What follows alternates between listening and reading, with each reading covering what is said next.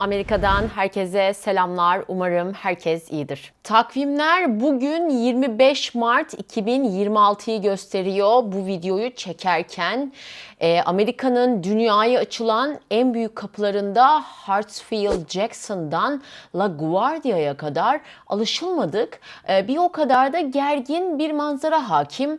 New York Times'ın bugünkü manşeti de durumu tek bir cümleyle özetliyor. Bazı havalimanlarında ICE ajanları güvenlik hatlarında kimlik kontrolüne başladı. Bu artık sadece bir kriz değil, sivil havacılık tarihinin en büyük kimlik değişimlerinden biri aslında. Normalde göçmenlik operasyonlarından tanıdığımız üzerlerinde balistik yelekler ve silahlar bulunan ICE ajanları artık sizin uçuş kartınızı ve ehliyetinizi Amerika'da inceliyor. Peki dünyanın en gelişmiş havacılık güvenliği nasıl oldu da bir gecede bu noktaya evrildi?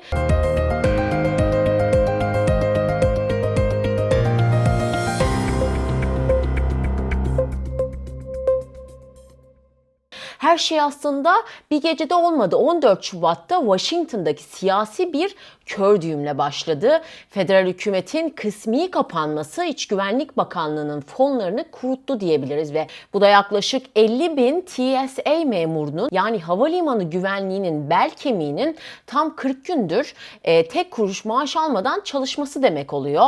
İnsanlar kiralarını ödeyemez, ailelerini geçindiremez hale gelmiş durumda.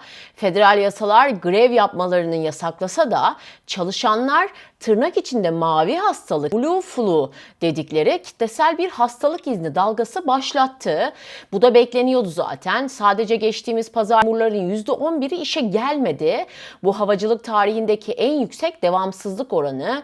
480'den fazla tecrübeli ajan istifa etti ve terminaller otoparklara kadar taşan insan seline teslim oldu.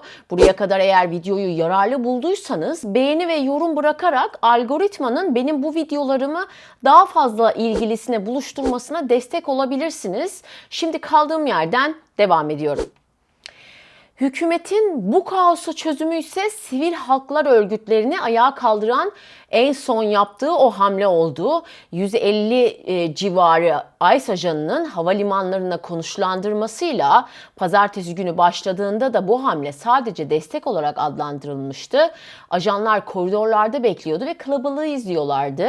Ancak çarşamba gününe gelindiğinde ise işin rengi ve aslında amacının ne olduğu ortaya çıktı. DHS yani Department of Homeland Security sözcüsü Lauren Biss'in yaptığı resmi açıklamaya göre bu ajanlar hızlandırılmış bir standart TSA eğitim müfredatından geçirdiler ve doğrudan operasyona dahil edildiler şeklinde oldu. Şu an Atlanta'daki Hartsfield-Jackson havalimanında tuhaf bir sahnede yaşandı. ICE ajanları yolculara kimliklerini kart okuyucuları nasıl yerleştireceklerini tarif eder oldular. Bilgisayar ekranlarından kimlik doğrulaması yapıyor ve ardından insanları tarama cihazlarına yönlendiriyorlar. Hemen yanlarındaysa haftalardır maaş alamayan gerçek TSA memurları bu yeni iş arkadaşlarına ne yapmaları gerektiğini fısıldıyorlar. Phoenix K Harbor Havalimanı'nda ise görüntü daha sert. Balistik yelekli ve silahlı ajanlar sadece kimlik kontrolü yapmıyor.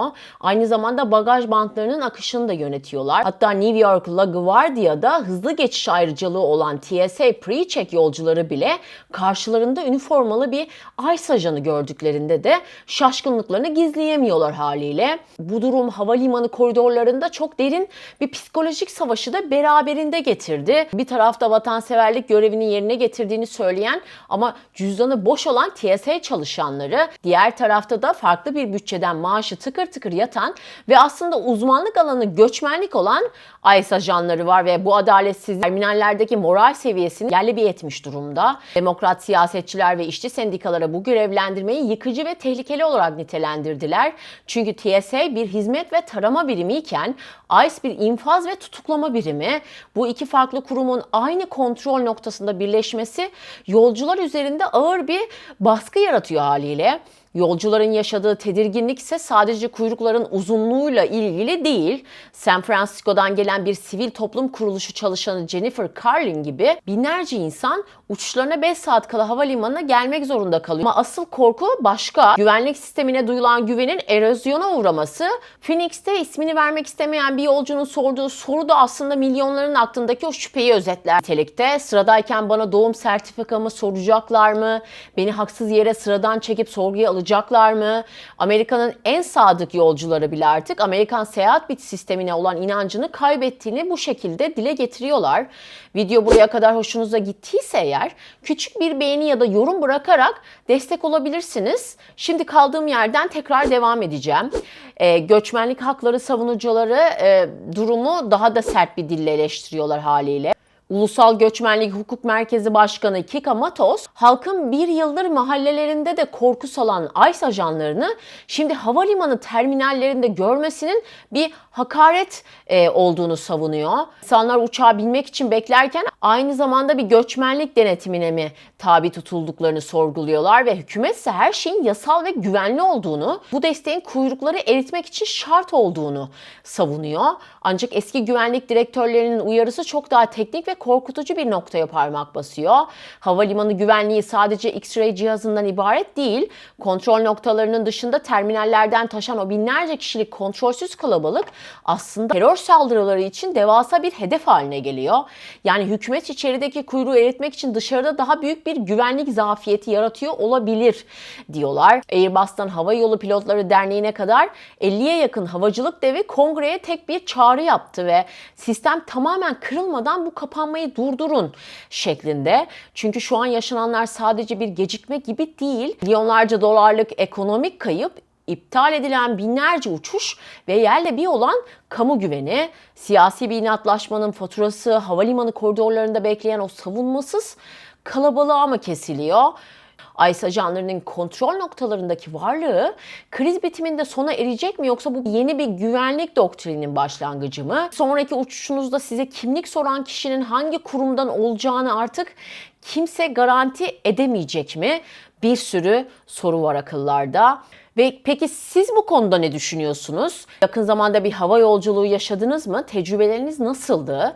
Güvenliğin sağlanması için ICE gibi bir kurumun havalimanlarında görev alması kabul edilebilir bir acil durumu önlemi olabilir mi? Yoksa sivil özgürlüklerin tehlikeli bir şekilde ihlali mi sayılır? Yorumlarınızı merakla bekliyorum. Kendi güvenliğiniz için bu tür bir denetim altında seyahat etmeyi kabul eder miydiniz? Videonun sonunda da eğer bu tür derinlemesine analizlerin devamını görmek istiyorsanız kanala abone olmayı ve bu videoyu beğenerek ya da bir önceki sorularıma cevap vererek, yorum atarak bana destek olabilirsiniz.